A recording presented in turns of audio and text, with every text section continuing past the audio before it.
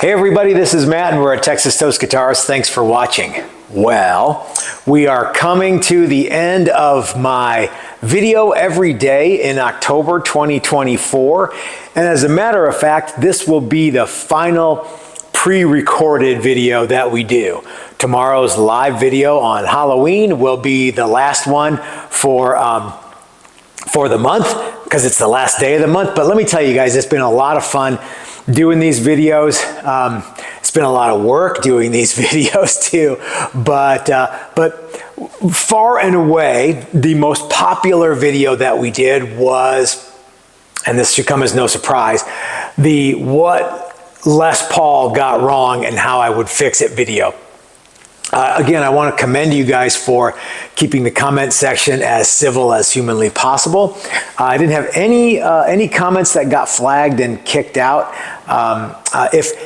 I never kick comments out, but YouTube sometimes does, and then every once in a while I'll go in and I'll have to like approve them. And unless it's something really terrible, I generally approve them. So, but I think one of the most requested things that people wanted me to talk about in that video was laminated necks. So, you know, we talked about headstock angle and we talked about what I think the heel should look like and what the neck joint should look like.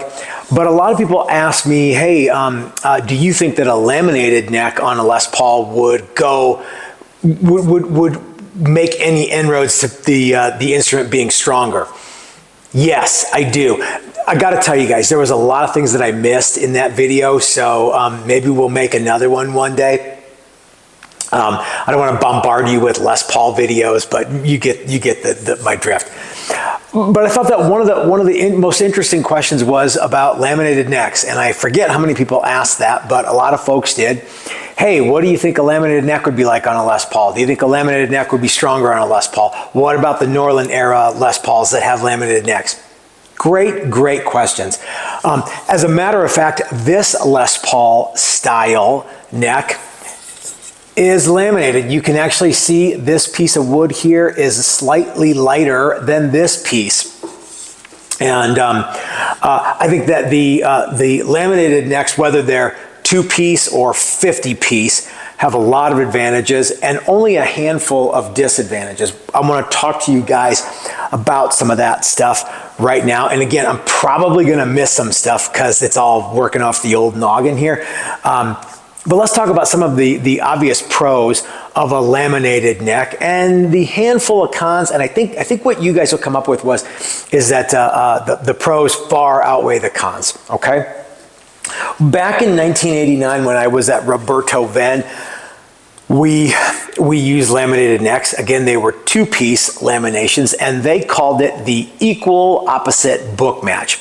The idea was that if you had one board and cut it down the center and then flipped one side and glued it back onto itself, the natural tendencies of the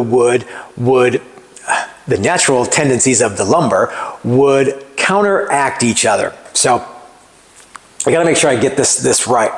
And I'm going to use this laminated neck blank for an example. And one of the nice things about it is it's got this center section here, and that's going to help me make my point visually.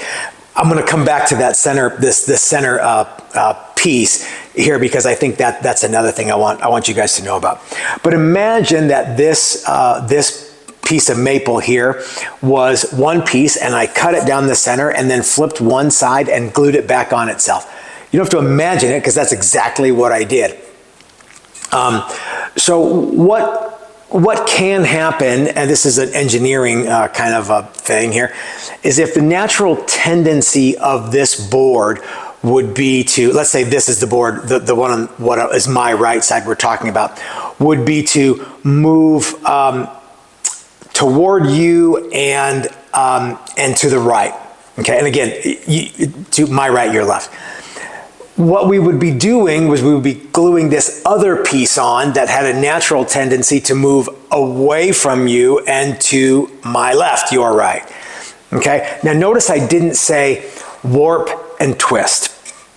Because if you've got lumber that naturally wants to warp and twist, because you don't want to use it for a neck, even if you're gluing it to itself in a way such that it is equal and opposite book match like we did at Roberto then.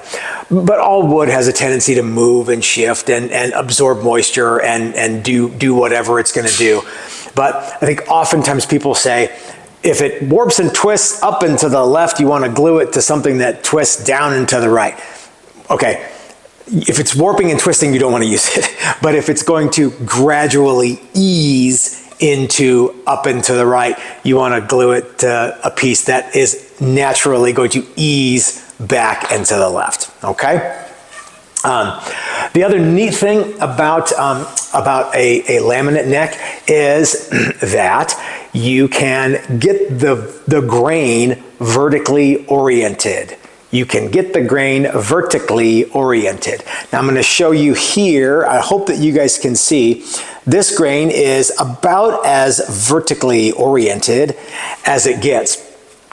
When you find a one-piece neck that has vertically oriented grain, a couple of things are happening here. One, you're probably going to pay extra for it because it is, if it was this wide, it would be 12 or 16 quarter, or it would be quarter sawn lumber, okay? If all you can find is flat sawn lumber, you're doing great because you want to orient it so that the fretboard, the face that the fretboard gets glued to, is perpendicular to the grain. So this started out as a piece of flat sawn maple. I twisted it was an 8-quarter piece of maple. I cut it down the center, as you can see by this stripe here, flipped them so that they were on their sides so that when I glued them together, the grain was vertical, and glued it back together. So now I have a nice vertically oriented neck blank that started life as a flat sawn piece of lumber, okay? It's often easier to get 8-quarter lumber that's flat sawn than it is to get 12 or 16 quarter lumber that is, well, I guess at that point it wouldn't have to be flat or quarter sawn, but it's easier to get 8-quarter lumber where I am, and I bet you it's easier to get 8-quarter lumber where you are too, okay? Now, if you find 12 or 16 quarter lumber, you just have to think, well, you just orient the grain so that it looks like this, and you're good to go. One of the downsides with 12 or 16 quarter lumber is it's very, very difficult to get stuff that is dry enough for musical instrument making. And if you have to sit on it and dry it or wait for it to dry, it is very likely that you will have cracks in the lumber. Ask me how I know. Okay. The other cool thing about using a laminated neck is when you're talking about neck through blanks. You can imagine that if you have 8-quarter lumber and you make a neck through blank that is, well, long enough, but you engineered it to be vertically oriented, it's very easy to make it however long you need it to be. Sometimes getting mahogany blanks, like from Dan and Calvin at Tonewood Experts, is very easy to get 30-inch long, which would be perfect for a Les Paul style neck. But if, let's say, you're making a neck through, sometimes it's easier to engineer one to be however long you want. And in fact, that's what this guy is here. It started life, you can see the glue joint there. It started life as a piece of 8-quarter maple, and I glued it to itself. I machined it and glued it together, and now I have a vertically oriented, you guys like how I'm saying vertically? I have a vertically oriented piece of lumber in relation to my fretboard, and I have a lot of strength and rigidity because, again, if the right side, my right side, if the right side wanted to ease up and to the right, and I glued it to the left side, which wanted to ease back and to the left, this is a very stable piece of musical instrument wood. Okay. Let's talk about this, this stripe that I have down the middle here. One of the reasons that I think that you might want to do a laminated neck is because it looks cool. And I think that it does, especially if you've got like, you know, like one kind of thin, darker strip down the center. You could do the opposite. You could go with a mahogany neck blank with a slim piece of maple down the center. I think that looks neat.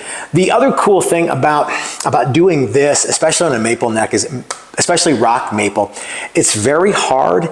And even if you get the glue joint like dead on and it's super tight, it doesn't disappear like it does on mahogany. So I like to glue it to a piece of mahogany so that it looks like the glue joint is, it looks like the glue joint is as good as it is, okay?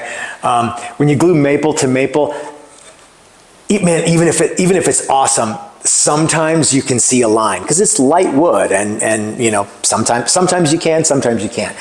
If you accentuate the stripe, or I'm sorry, the glue line with a stripe of mahogany,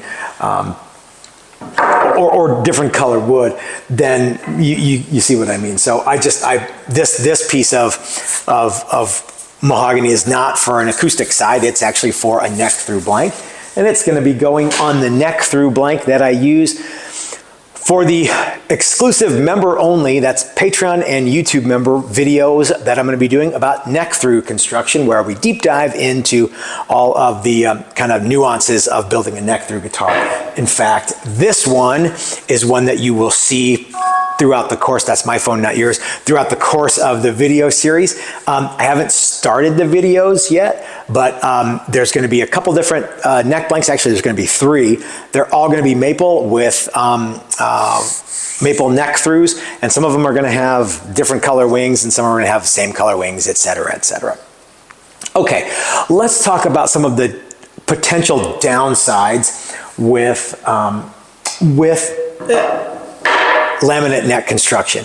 The biggest one is you're gonna need more tools, okay? You're gonna need to be able to machine and thickness and smooth and make everything flat and square and plain. And that way, when you get your neck blank ready to actually start making a neck with, you don't have a bunch of gaps in the glue joint, and everything looks really good. Aside from that, I suppose you could make the argument that you know, lots of glue in the neck will diminish tone. That seems kind of like a harebrained thing, but some people might make that argument, and okay, fine. I don't believe that a laminate neck would in any way impact the tone of your instrument. So really, the only real downside is that you have to have some way to machine it and glue it together. Okay. Again, if you are a member on Patreon or YouTube, I'm going to go and deep dive into how we do neck throughs, and a bunch of that. The very first, maybe even second episode is going to all be machining and glue up. Okay. And you don't have to use the exact tools that I have, but you got to use something. Cool. That's really the only downside of laminate neck construction. I suppose you could also make the case that it looks weird. Maybe, but I think that the pros outweigh the cons. I think we all know that that neck material sometimes is laminated, and I think that even the most die-hard traditionalist will agree that laminated construction is okay. To a point. And I'm talking about the die-hard traditionalists here. 3, 5, 7-piece necks have been around for a long, long time. The very first Gibson Firebirds, of course, were neck throughs with, 7 or 9-piece necks. I don't remember. You guys will tell me. So even the most die-hard of traditionalists will probably agree that laminated neck construction is A-okay. So yeah, I think we've touched on a lot of the pros. Stability is certainly one. Aesthetics is certainly one. If you're building the neck through, you can make it as long as you want. Orienting the grain vertically is definitely one of the cool things. If you can, it's much easier to locate properly dried 4 8/4 lumber. So if you've got 4 8/4 lumber and you're building you're engineering your laminated neck with that, it's much easier to get that stuff that's dry. And I think it's just considerably more stable too. So I'm not saying that the Norland era Gibsons with their 17 or 14 degree headstock angles didn't ever break, but I guarantee you it's less than just the all one piece one. Okay, now for you one piece guys, I love one piece necks. I really do. I think they're cool. I think they're neat. I guess it's kind of 6 of one, half dozen of the other, especially if it's a 2-piece laminated. If it's like one of the, if it's like one of those plywood laminated ones, man, I got that plywood Les Paul in the other room with a CDX plywood neck. There's videos on that. You guys can go find them. There's been a handful of necks that were basically plywood. Some of the Japanese guitars from the 60s were like that. Even one of the my most favorite basses of all time, the Kubicki bass had essentially a plywood neck, and but all the way laminated, very, very strong. A lot of the hippie wood guitars that are neck through and had like Babinga and Coca-Cola and Koa and Maple and all that other stuff. I love the way those look, but I also love the way that that the single one-piece necks look too. So guys, I hope that I answered some of your questions about laminated necks. I did get a bunch of them. I love them and I use them probably as often as I use one-piece necks, and I build a boatload of guitars every year. Our Challenger level 1 and level 2, unless it has a mahogany neck, generally have a 3-piece maple neck. I think that maple's probably if you're to hold my feet to the fire, maple's probably a better wood to use for an electric guitar neck. But mahogany's awesome too. But generally speaking, our maple necks are 3-piece maple necks that are very reminiscent of the Hamer stressed neck. I've done videos on that too. A lot of our mahogany necks for our Challengers are 1 and or 2-piece, depending on when, what we can get and when we can get it.